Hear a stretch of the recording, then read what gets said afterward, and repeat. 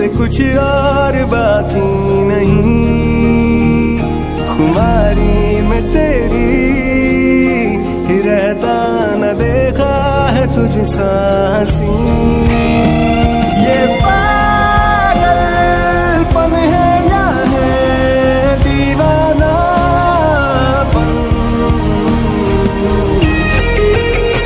ये पागलपन है या है। ताई कहाँ चली गई? क्या तुमने ताई को कहीं देखा है? नहीं, मैंने तो नहीं देखा, लेकिन मुझे जहाँ तक लगता है वो कहीं खेल रही होगी। आपको तो पता है ना कि वो कैसी है? पता है, और इसलिए पूछ रही हूँ। उसने अभी तक खाना नहीं खाया, उसे खाना खिलाना है। पता नहीं कहाँ चली गई लड़की, मुझे कितना परेशान करती है। आर्मी, ये है लिसा, ताई की केयरटेकर, और ये ताई से बहुत ज्यादा प्यार करती है। जब ताई बहुत ज्यादा छोटी थी तब से वो ताई का ख्याल रख रही है। अब वो ताई को अपनी बेटी मानती है। अरे आप भी ना ताई को लेकर कुछ ज्यादा ही परेशान हो जाती है। अरे वो इधर उधर खेल रही होगी, अभी आ जाएगी और खाना खा लेगी। हाँ, जैसे कि वो बहुत आसानी से खा लेती है। मुझे पता है कि वो इतनी आसानी से खाना नहीं खाती, उसे डांट कर खिलाना पड़ता है। वैसे है कहाँ वो, 17 साल की हो गई है, हरकतों में बिल्कुल भी बदलाव नहीं आया, जरा सी भी मैच्योरिटी उसके अंदर नहीं आई है। वैसे है कहाँ वो, ये तो पता नहीं है। ठीक है, मैं भी आपकी हेल्प कराती हूँ। आप भी ढूंढिए, मैं भी ढूंढती हूँ, जल्दी टाइम मिल जाएगी। हाँ ठीक है, तुम भी ढूंढो और मैं भी ढूंढती हूँ, इसे जल्दी मिल जाएगी। ओह गॉड, ये लड़की भी ना पता नहीं कहाँ चली गई।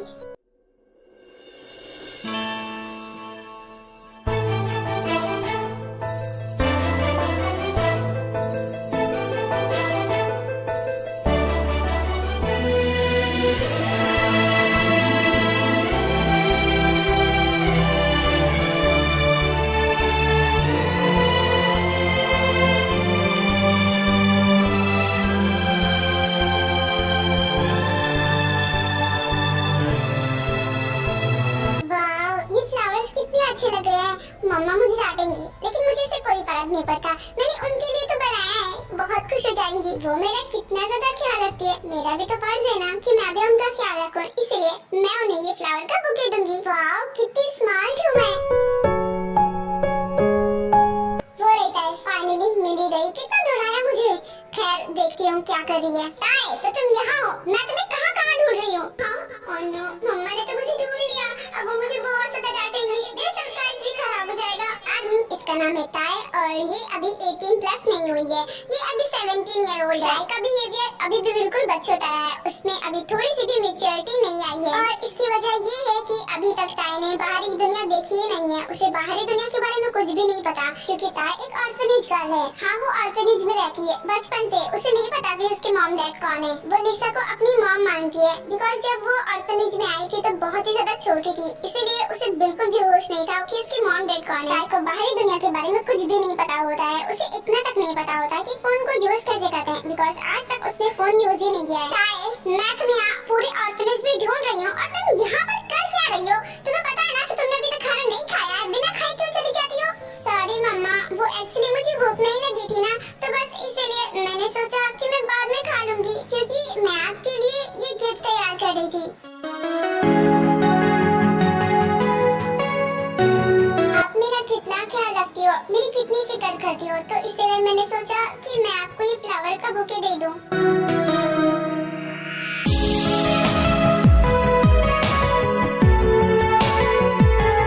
बहुत प्यारा है, तुम जैसी प्यारी बच्ची पर कोई भला गुस्सा कर सकता है क्या? तो मैं कैसे टिकती? वैसे थैंक यू सो मच बेटा, मेरे लिए इतना करने के लिए। ओह, तो आप मुझसे गुस्सा नहीं हो? मैं तो खामखा डर गई थी। नहीं, मैं तुम पर गुस्सा नहीं कर सकती, लेकिन ताई, तुम भी जानती हो ना बेटा कि 1 साल बचा है, बस 1 साल तुम मेरे साथ रह सकती हो, तो प्लीज मेरे साथ रहा करो ना, क्योंकि पता नहीं कब मैं तुमसे मिल पाऊंगी फिर। क्या मतलब मम्मा, मैं कहाँ जा रही हूँ? वो एक्चुअली बेटा बात ये है कि ऑर्फनेज के रूल्स के हिसाब से यहाँ पर बस 18 साल से नीचे वाले बच्चे रह सकते हैं, और 1 साल बाद तुम 18 साल की हो जाओगी, उसके बाद तुम्हें इस ऑर्फनेज से निकाल दिया जाएगा। पर क्यों मम्मा, ये लोग मुझे क्यों निकाल देंगे? फिर मैं कहाँ जाऊंगी? मुझे आपके साथ रहना, मुझे कहीं नहीं जाना। बेटा मैं भी यही चाहती हूँ कि तुम हमेशा हमेशा मेरे पास रहो, पर ऐसा नहीं हो सकता ना, हम रोज के अगेंस्ट नहीं जा सकते। तुम्हें जाना ही होगा ये ऑर्फनेज छोड़कर, तुम्हें खुद के पैरों पर खड़ा होना होगा, तुम्हें खुद के लिए कमाना होगा बेटा। बेटा, जब तुम्हें इस ऑर्फनेज से निकाला जाएगा ना, तब तुम आजाद हो जाओगी, तुम खुद की तरीके से जिंदगी जी सकती हो, तुम्हें जो करना है वो कर सकती हो, कोई तुम्हें नहीं रोक सकता। तुम हमेशा से बाहर घूमना चाहती थी ना, लेकिन तुम्हें अलाउ नहीं था, और अब तुम्हें कोई नहीं रोक पाएगा। पर मम्मा, मुझे नहीं जाना आपको छोड़कर कहीं, मैं नहीं कर पाऊंगी ये सब, मुझे आपके साथ रहना है हमेशा। नहीं बच्चा, ऐसा नहीं हो सकता, 18 साल से ऊपर वाले बच्चे यहाँ पर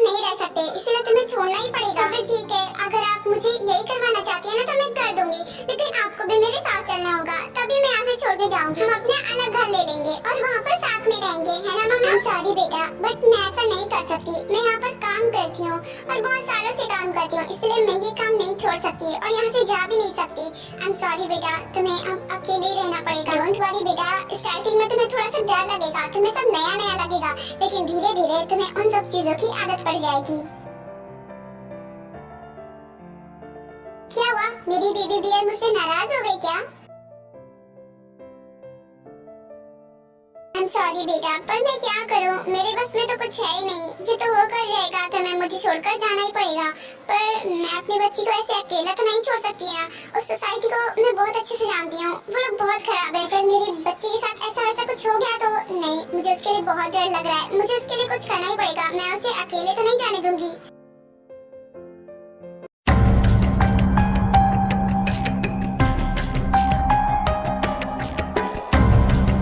गॉड, कितना मारा इसे, लेकिन ये है कि अपना मुंह खोलने का नाम ही नहीं ले रहा है। खैर कोई बात नहीं, अब बॉस आएंगे वहीं से समझाएंगे। चलो अच्छा हुआ कि तुम उठ गए। वो क्या है ना कि बॉस भी आने वाले हैं, इनफैक्ट आ चुके हैं। अब वो तुम्हारी बैंड बजाएंगे।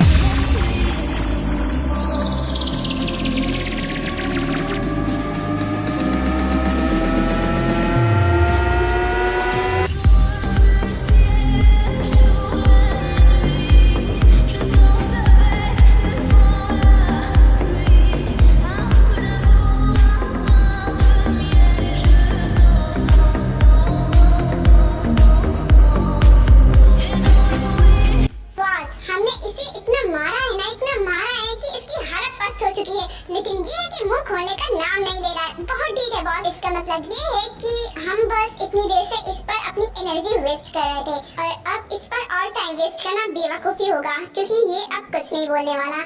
तो इससे अच्छा यही है कि मैं इसका काम तमाम अभी कर देता हूँ।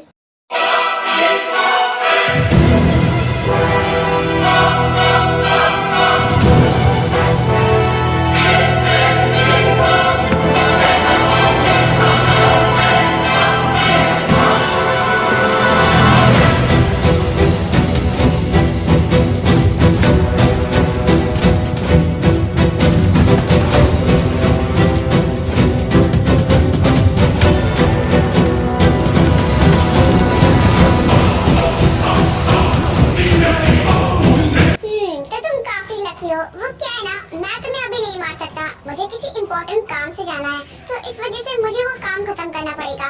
तो तुम मेरे हाथ से नहीं मर सकते, बट डोंट वरी, मरोगे तो तुम, लेकिन मेरे हाथों नहीं। तुम्हारी मौत किसी और के हाथों लिखी है। आर्मी, ये है जंगकुक, एक सीक्रेट डेंजरस साइको माफिया। ये सीक्रेटली तो एक माफिया है, लेकिन दुनिया की नजर में ये एक पावरफुल बिजनेसमैन है और दुनिया की नजर में सभी इसे जॉन जंगकुक के नाम से जानते हैं, जबकि माफिया वर्ल्ड में सभी इसे जेकी के नाम से जानते हैं। सुनो, योंगी को इस बारे में इन्फॉर्म कर देना और उसे कह देना कि इसको वो बहुत बुरी तरीके से मौत दे, ठीक है? अब मैं चलता हूँ, उसे बता देना।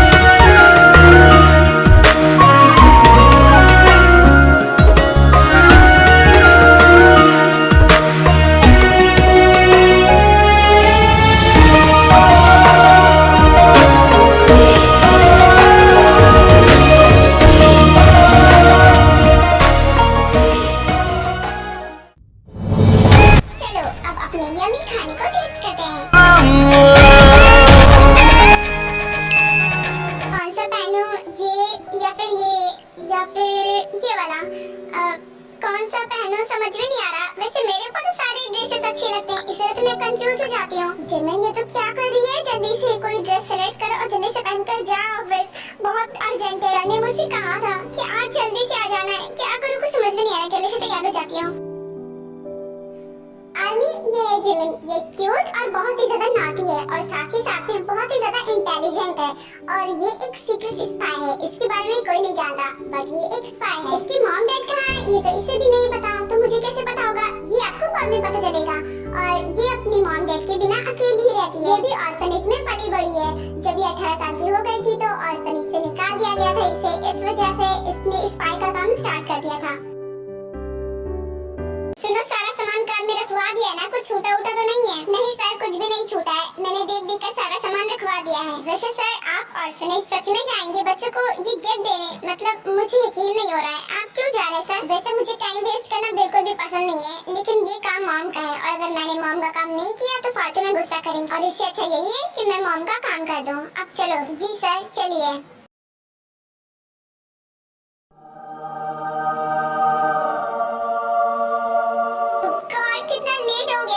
मुझे बहुत डांटने वाले हैं। क्या करूं? काश मेरे पास मेरी पर्सनल कार होती तो अब तक मैं ऑफिस पहुंच भी जाती।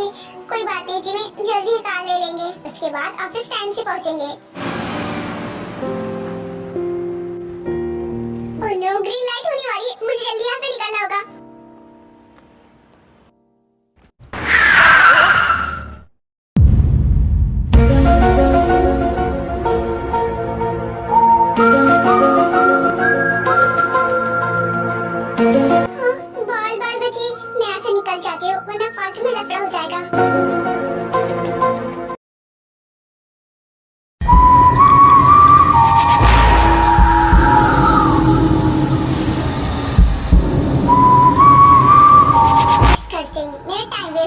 मैं कहाँ जा रहा था और इसकी वजह से फालतू में टाइम वेस्ट हो गया। आर्मी शुगा भी एक सीक्रेट माफिया है और ये जंगू का ट्विंस ब्रदर है। इस वजह से वो दोनों ही सेम एज के हैं और दोनों ही माफिया है। ये भी दुनिया की नजर में एक पावरफुल बिजनेसमैन है, लेकिन दुनिया की नजर में सभी इसे शुगा के नाम से जानते हैं, लेकिन माफिया वर्ल्ड में मिनियोंगी के नाम से जानते हैं।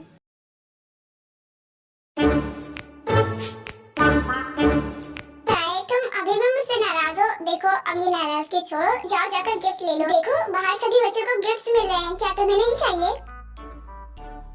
नहीं चाहिए मुझे गिफ्ट। बेटा प्लीज अपनी ये नाराजगी छोड़ भी दो। देखो, तुम बेवजह ही गुस्सा हो रही हो। अच्छा ठीक है, मैं इस बारे में बात करूंगी, लेकिन तुम अभी गुस्सा छोड़ दो और जाओ जाकर गिफ्ट लेकर आओ। क्या सच में मम्मा? Thank you so much. और आप जल्दी से उनसे बात कर लीजिएगा। ओके, मैं बात करूंगी। अब जाओ ना, जाकर गिफ्ट लेकर आओ, वरना तो सारे गिफ्ट खत्म हो जाएंगे, फिर तुम्हें कुछ भी नहीं मिलेगा।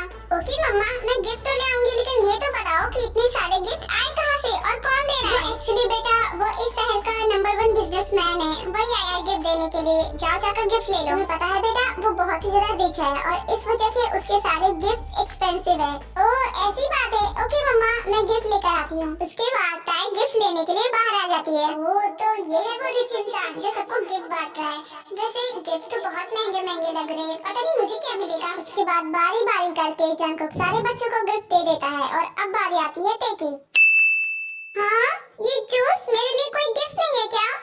एहसास तेरे और मेरे तो एक दूजे से जुड़ रहे, एक तेरी तलब मुझे ऐसी लगी मेरे। क्या आप मुझे गिफ्ट नहीं दोगे? आपने तो सबको दिया है पर मुझे तो कुछ भी नहीं दिया है। सर, उसने आपसे कुछ बोला है, आपको सुनाई दिया क्या? हाँ, क्या बोला? मैंने सुना नहीं। क्या कहा इसने? वो एक्चुअली सर बात ये है कि हम जितने भी गिफ्ट लाए थे ना, वो सारे गिफ्ट खत्म हो चुके हैं और यही एक बच्ची रह गई है जिसको अभी तक गिफ्ट नहीं मिला है। अब हम क्या करें? मुझे मिलता सुकून तेरी। तो इसमें सोचने वाली क्या बात है? इसे गिफ्ट मिलेगा और वो भी बहुत एक्सपेंसिव। एक मिनट रुको। एक रात है, एक बात कहूँ, क्या इजाजत है तेरे इश्क की? वाह, लव किट। क्या ये मेरे लिए गिफ्ट है? हाँ, ये तुम्हारे लिए है। बताओ तुम्हें पसंद आया क्या? ये सर क्या करें? ये लॉकेट तो सर क्लाइंट को दिखाने वाले थे और ये इस लड़की को दे रहे हैं। इतना बड़ा लॉस कैसे कर सकते हैं सर? और ये लॉकेट बहुत ही ज्यादा एक्सपेंसिव है। सर इस लड़की को इतनी एक्सपेंसिव लॉकेट क्यों दे रहे हैं? वाह, ये लॉकेट तो सच में बहुत प्यारा है। Thank you so much. ताई को तो पता भी नहीं होगा कि ये लॉकेट कितनी ज्यादा कीमती है, पर इतनी कीमती लॉकेट वो ताई को क्यों दे रहे, मुझे कुछ समझ में नहीं आ रहा है। बाकी सारे बच्चों को तो नॉर्मल गिफ्ट दिया था, तो फिर ताई को इतना एक्सपेंसिव क्यों? गुड मॉर्निंग सर, आप कैसे हो? आपने मुझे बुलाया था क्या? गुड मॉर्निंग नहीं बेंजामिन, बल्कि आपको गुड आफ्टरनून बोलना चाहिए, बिकॉज दोपहर हो चुकी है। आपकी देर से उठने की आदत कब जाएगी? आप देर में नहीं बल्कि बहुत देर उठती हैं। दोपहर को आप ऑफिस आती हैं, जबकि ऑफिस आने का टाइम सुबह होता है। मैंने आपको सुबह बुलाया था इम्पोर्टेंट काम से, और अब आप आई हुई हैं। आपको पता है कि अगर आप किसी और जगह काम करती ना, तो आपको अब तक निकाल दिया गया होता। जानती हूँ सर, और इसलिए तो मैं आपकी थैंकफुल रहती हूँ। सर, ये मेरी आदत जा नहीं रही है, मैं क्या करूँ? वैसे सर, ये सब छोड़िए ना, आपने मुझे किस काम से बुलाया था? आप मुझे बताइए, मैं आपका काम कर दूंगी। वो एक्चुअली बात ये है बेंजामिन कि आपको एक बहुत इम्पोर्टेंट मिशन मिला हुआ है, और ये मिशन आपको ही कंप्लीट करना होगा। क्या मिशन? लेकिन कैसा मिशन? वो एक्चुअली आपको माफिया किंग योंगी के बारे में इंफॉर्मेशन कलेक्ट करना होगा, क्योंकि वो सीक्रेटली ही बहुत सारे क्राइम किए जा रहा है। उसे पकड़ना बहुत जरूरी है, लेकिन उसे पकड़ना मुश्किल भी है, तो इसलिए आपको ये काम सौंपा गया है। उसके बारे में जानकारी इकट्ठा कीजिए और हमें इंफॉर्मेशन देते रहिए। बाकी उसके सारे इरादों को नाकामयाब तो हम ही लोग कर देंगे। बेंजामिन, मैं आपको पहले ही बता दे रहा हूँ कि इस काम में बहुत ही ज्यादा खतरा है, तो थोड़ा संभल कर करना होगा। आपको उसकी जासूसी करनी होगी, इसलिए आपको उस माफिया के पास भी जाना पड़ेगा। तो क्या आप ये सब कर पाएंगे? अगर ये हमारा मिशन सक्सेसफुल हो गया ना, तो आपका प्रमोशन तो पक्का है। सर प्लीज मुझे छोड़ दीजिए, मुझे जाने दीजिए, मुझे कुछ भी नहीं पता। सर प्लीज मुझे छोड़ दीजिए। रियली? ओके ठीक है, लो छोड़ दिया। जी लो अपनी जिंदगी, लेकिन यहाँ नहीं, ऊपर जाकर।